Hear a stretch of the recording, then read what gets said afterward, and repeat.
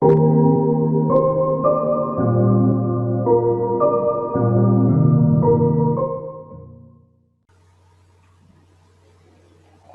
what's up, everybody, and welcome to your topic, our discussion. Today, I have a couple of people here. We're going to talk about our experiences being black, growing up, all the individual things that we went through. And I'm just going to start a brief discussion. So, if you guys want to know anything about these people, uh, feel free to listen to their intros, and then also you can follow them. The links are going to be in the description below. So, I definitely tell you guys to go check them out. They're all awesome people. Um, and they're doing amazing things. So feel free to go support them, show them your love. And I just again thank you guys for being a part of this. So now I'm going to have Lamar. You can give an explanation about yourself and just a little brief intro into who you are. Don't think I need to tell you my name because Malik said it already. And my name's on the screen as well. So got that out of the way. Oh, But in case cool. you didn't hear properly, let me just say it. So my name is Lamar. Um, yeah, I'm really bad at these introductions. I guess like I mainly specialize with working with kids. Even though I don't have like a degree for it. I work at a summer camp in the summer. Um, yeah, my life is boring like that. But I mean, as you can see, I'm black. I'm a dude. I just live life as it goes down along. Honestly, nothing really special at the moment. No accomplishments that I can flaunt, but my personality is pretty great. So yeah, that's yeah. I I'll just go with that. Okay, Jildine, you're next. Hey, hi everyone. My name is Jolene, as Malik stated. People call me Jill. I graduated the University of Ottawa, thank God, before this whole pandemic started. So that made my life super easy in regards to school. I'm also the creator of a podcast called Join the Discussion, which is something similar to this. It's basically a panel style discussion that has individuals with people from the BIPOC community who can talk about their own personal experiences on any given topic. So that's something that I created as of 2020, sometime during the summer. And currently, right now, I am a full time model. So, yeah, that is who I am. All right, Jamal, feel free to go. Oh, we can't even hear him. My name's Jamal. I go by Leo Lotus. I'm actually in school right now.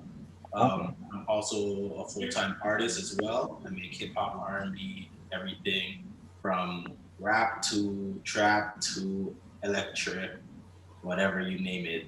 Um, I also started a business this year, so I'm working now and creating that for it's called Rags to Rugs.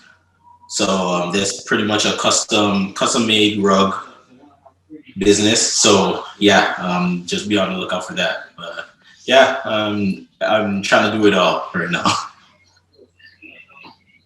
Awesome. Thank you guys again. Just for a brief intro for all you people, you guys may not know them, but these guys are talented. They're creative, and I feel like in maybe 5 to 10 years, these guys will all be pillars in the community. Lamar was helping people. Jodine, obviously, her voice is very much needed in today. And then Jamal with his music, with everything, and he's starting a business too. So again, make sure you guys go check them out, and you guys go watch their stuff. You go follow them on Instagram, Twitter, all that kind of stuff. I think Ayana is about to join right now. Okay, Ayana, can you hear me? She's Okay, connecting I to don't the think she can hear me. audio. Yeah. Mm, Okay, Ayana, are you okay? How you doing? I'm good. Okay. So I just had everybody do a brief intro on who they are and talking about themselves. So if you want to do a brief intro on yourself too, feel free to do it right now. For people who don't know you. I'm gonna tell you. Okay. Hi guys, my name is Yanu. Uh, that's it. That's all. I should have just did that. That's Holy. I should have just did that. That's what I thought you were gonna do. Okay, so we'll just get right into it. The first question I have for you guys is, I want to know about your experiences growing up, and what you felt like being black. Being in the schools you went to, being around, like how that affected the friends you made, the people you hung out with, how your culture also affected the way people looked at you as well too. Because obviously we're all over the spectrum here.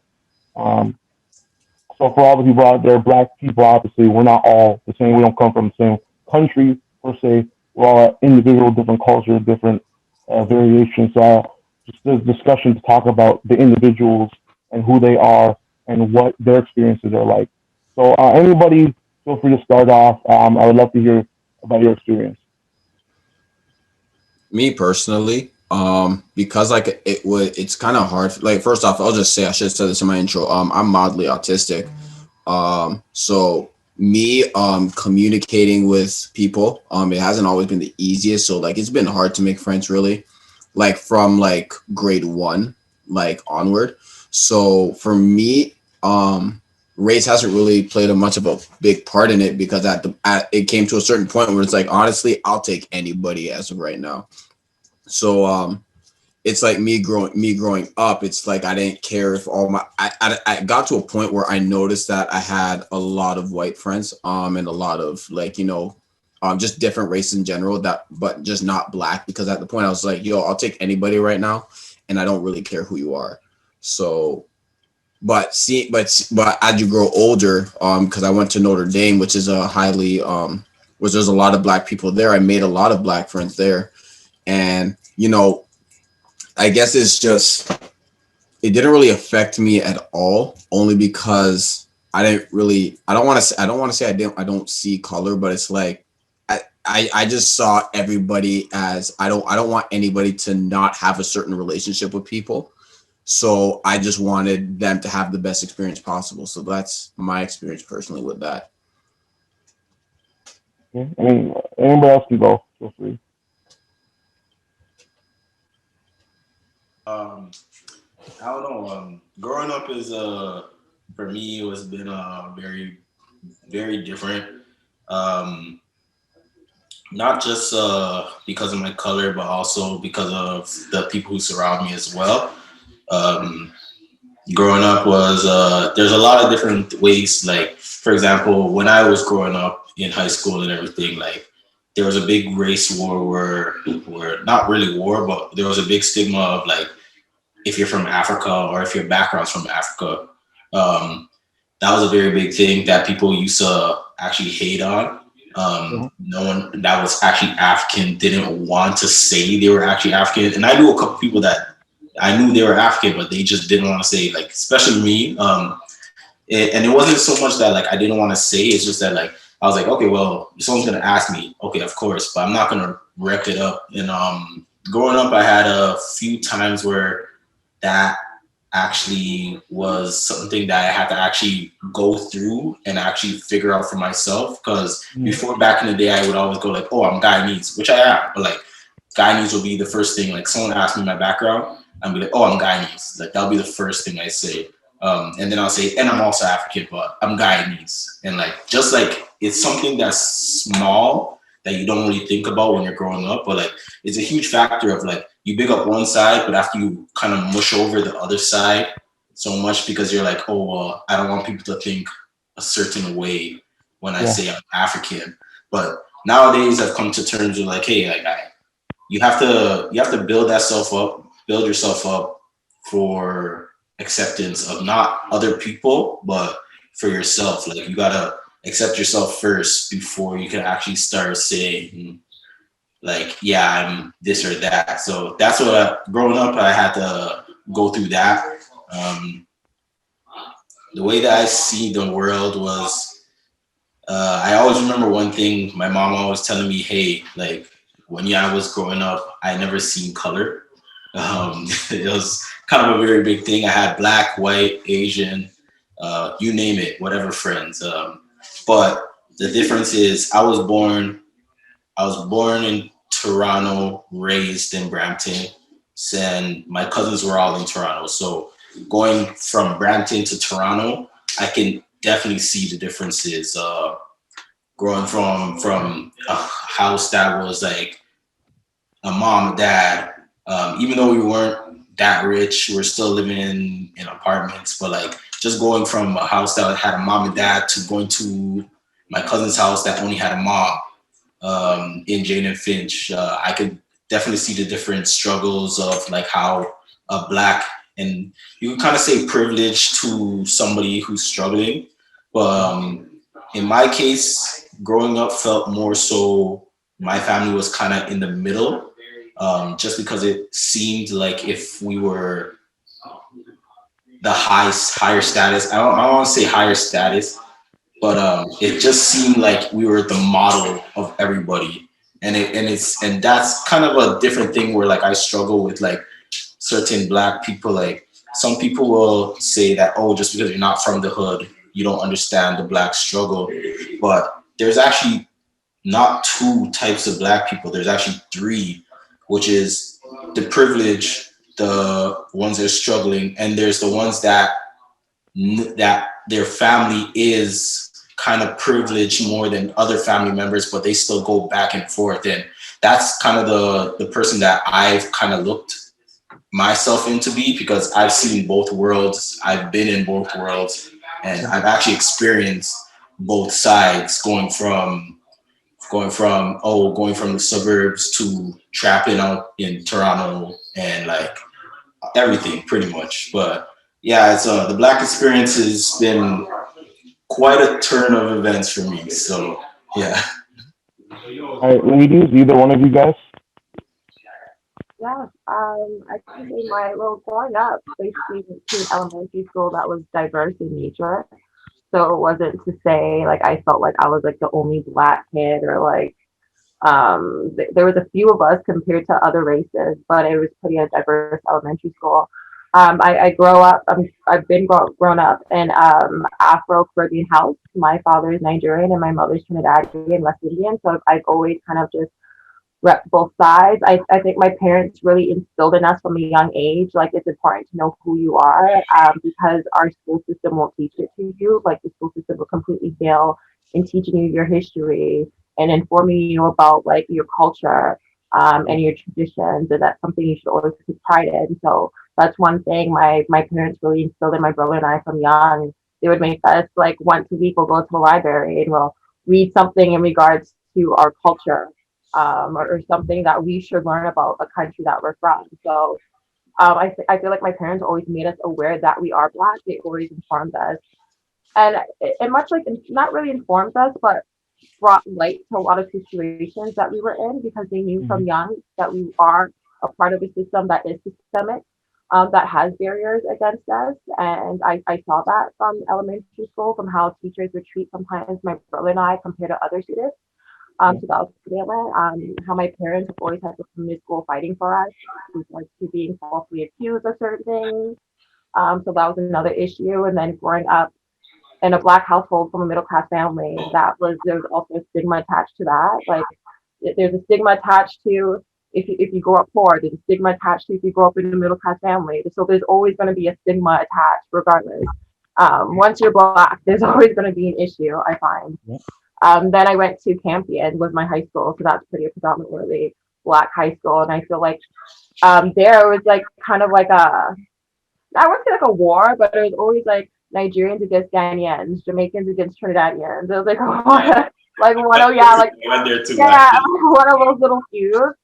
And like first, grade 9, grade 10, it was kind of funny, and then like the older that you get, you start realizing like why are we feuding against each other? Like it just really makes no sense. We're feuding against each other, we're feuding against outside barriers. Like we should just be a strong community regardless of our differences. And I think throughout that it was also like a little feud against like quote unquote light skins and dark skins. I feel like high school was where a lot of this stuff started becoming more prevalent to me because people were talking about it more, and people would really like subcategorize individuals into like certain groups. Like, oh no, you're light skin, okay, your hair. You're dark skin, okay, your hair. Oh, you're African, okay, your hair. You're Caribbean. Okay. like there's too much like groups and then subgroups within those groups just based off your blackness that I was just like it's like I'm over it, you know, like I'm black, it is what it is. Like whether I'm light or dark, whether I'm African or Caribbean, like the police is still gonna stop me. There's still gonna be like certain things that's gonna go against me. I know for certain um it's tougher on others and on some than on others, I would say. But I feel like growing up, I've always been aware. Like I had to be aware of my blackness. It wasn't really by choice. It was just by life situations that happened from experience from that made me realize like, okay, so this is the life that I'm going to be living. You know, like my color comes first before anything else. Your color comes first before your name is one thing that I learned growing up. So it's just I feel like if I didn't have my parents to like kind of guide me and train me and teach me about situations prior to them happening, then I wouldn't have had certain um, understandings and ways to like navigate through certain life situations. But no, honestly, being black has just been me. So Yeah. it's been, you know, part of growing up. And Ayano, if you want to talk about yourself briefly, your experiences. Yeah, growing up, I was kind of oblivious to being like to seeing racism in a way because when I was in elementary school, I had a teacher who hated me. And it wasn't necessarily just because I was black, but she just didn't like me for some reason. Because my older sister she loved, but me she didn't like me. But she would treat her and her best friend, who was also a teacher, would treat me and my sister terribly because we grew up in a predominantly Indian school, I should say. So they would treat us like we were worthless, or if I was away on an appointment, my teacher would be like, "Oh well, guess your ass isn't doing anything today." Like she would treat me like I was stupid, and I had an IEP, which made me feel worse because I had like I wasn't doing the same level of work that the other kids were doing, and I didn't feel as bad because I had a friend who was also doing the same thing as me, but I didn't see it as oh like they're just being racist, not like you know. But then in elementary school, I had a pretty steady group of black kids that we were like the bad kids, kind of, but just because we chose to be bad, not necessarily because we were black. But even if it was because we were black, I didn't see it because at home my parents were always telling us like you're black, but you're also important. And again, I didn't see it like that because I mean I was like what 7. Yeah. So in that sense, like I didn't really see it because I had black friends. There was some that were smart and some that weren't stupid, but they just chose not to be smart. And then with being Nigerian, I didn't tell anyone I was Nigerian, but I wasn't ashamed of it. I just didn't. I mean, I guess in the way I was ashamed of it, but I didn't say I was Nigerian. But even if I did say I was Nigerian, I had this kid who was my friend, some Indian kid, who would call me Zimbabwe child specifically because I said I was African. I was like, I'm from Nigeria. And he's like, okay, and I'm here. So what's your point? And I had to fight with him from when I was like in grade 2 up until grade 8, basically, because he didn't care. And I didn't get it. It was just annoying to me. I'm like, hello, I'm here and you're telling me I'm here. Like, don't do that. I know that I'm not part of that culture and I don't want to disrespect them because I'm not from there. But it's rude to say that somebody's from here when, they're not. So in high school, I started realizing that like not that I was black per se, but that there was a certain privilege to being black. So I wasn't really like, oh, let's not tell anyone I'm black and let's not tell anyone I'm Nigerian. I was like, okay, I'm black and I'm Nigerian and I don't want to hear anything. I don't want to hear anything else about it. Like that's who I am and that's who I'm proud to be. Thanks. And I had this white friend who her dad was a white Jamaican. And so she thought she was black because her dad was a white Jamaican. And I don't know if it was because I was a nice person, but I did tell her like, auntie, 1 plus 1 is not equaling 2. Like you're not black. But she adopted a Jamaican accent. I don't know how she did that one I'm surprised, but I don't know how she did that. And I would constantly tell her, like, you're not black, like, you don't know the struggle of being black. You want to say that you're black, but you don't want the struggle. Like, that's not how it is. You can't pick and choose who you are. I'm like this, and I don't get to, I don't get to choose. You don't get to be themselves. Or, God forbid, it was raining and they didn't want their hair to get wet. You know what I mean? Like, I felt some sort of connection. Even if I didn't know those people, I feel a connection because that could be my brother, or that could be my cousin, or that could be my godson. For you just decided you wanted to. Oh, black people are cool. Like, I know, but you don't have to. You can appreciate me and not appropriate me. You get me? So in that sense, I was kind of really annoyed. And then I also got woke in high school. My older sister didn't let me be oblivious for long. So then it got even worse because I had all these thoughts in my head now, like I'm black, I'm Nigerian, there's this history, there's that history, and this I had this group of friends that, yes, they were black, but they wanted to be white. And I didn't want that anymore. You know what I mean? I didn't want that. I was proud to be who I was. And then they were letting this white girl be black. And I was like, no, I don't see it. I don't like that. So like growing up, I didn't really, it was more of a mixture of I want to be who I am, but these people don't care. Yeah. But at the same time, I also didn't care in a way when I knew that, I'm this way and you guys don't really have a say. But then it also helped because growing up, I wasn't allowed. I would go to school and speak English, and then I would come home and speak Yoruba. And I don't know about you guys, but that shit hard as hell. My dad's out here like, oh, I understand. I get it. You guys speak English. I'm like, bitch, no, you don't. Because as soon as I walk through the door, it's not, oh, hi, dad. It's a casa. I have to bend down, be doing this, be just extra. So then I was bringing the Nigerian culture. And in Nigeria, you cannot hand somebody something with your left hand. If you do that, you are ready for death. Okay. You guys a little bit, but I learned some things, so I very much appreciate that for you guys. Um, and to give you guys a little overview on myself, I grew up being middle child in a family with a dark skinned black father and a lighter skinned black mother. Um, and I've had my race, my identity questioned many times, especially considering my brother. You guys know him. I step for Ayana. You don't really know my brother, but you guys know my brother. He's darker skinned, and then my sister is a little bit darker than me. So like I'm the lightest sibling out of everybody, and the fact that my brother is darker than me, that came into question when we were young. Because obviously, kids, you don't know any better. You're like, why is your brother so much darker than you are? That kind of thing happened. So obviously that was something I had to deal with growing up.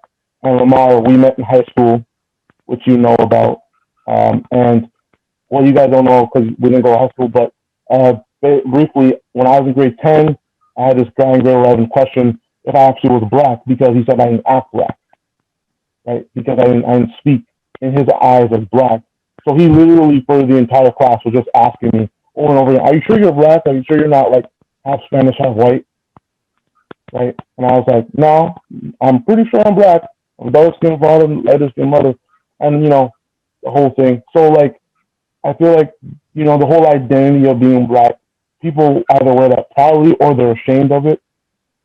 It's tough because you want to be proud of your culture, you want to be proud of where you come from, but obviously there's times where people come into question with your identity based off of your skin color. They treat you a certain way. They look at you a certain way. So I think it's important to talk about it because although all of us are black, my experience is different than everybody else's. Right? And the thing is we're lucky because we grew up in a small part of Canada where it's pretty multicultural. Uh, Cultures are celebrated, things are talked about. But I have a couple of friends who are from different parts of Canada. They don't have the experience at all. They are the outlier, the random black guy in the small white town, to get asked all the black questions. So it's pretty interesting to hear you guys' perspectives. Um, I also want to talk to you guys and ask you guys about. What's up, YouTube? Thank you for watching this video. I hope you guys enjoyed this newest episode of Your Topic, Our Discussion. This was only the first part of the discussion. We talked about a lot more. It was supposed to just be, a quick 30-minute, maybe 20-minute Zoom call. It turned into like an hour and a half discussion I really appreciate Jodine, Jamal, Lamar, and Ayanu for doing this. Thank you guys so much for taking part in this conversation. I loved hearing you guys' perspectives on things. Again, thank you guys so much. Make sure you go follow these guys. You go check them out. They're talented, they're funny, they're creative, and they deserve all the support in the world. If you guys like more content like this, let me know in the comment section below. Leave a like on the video, and let's keep going. New video on Thursday. I'm out.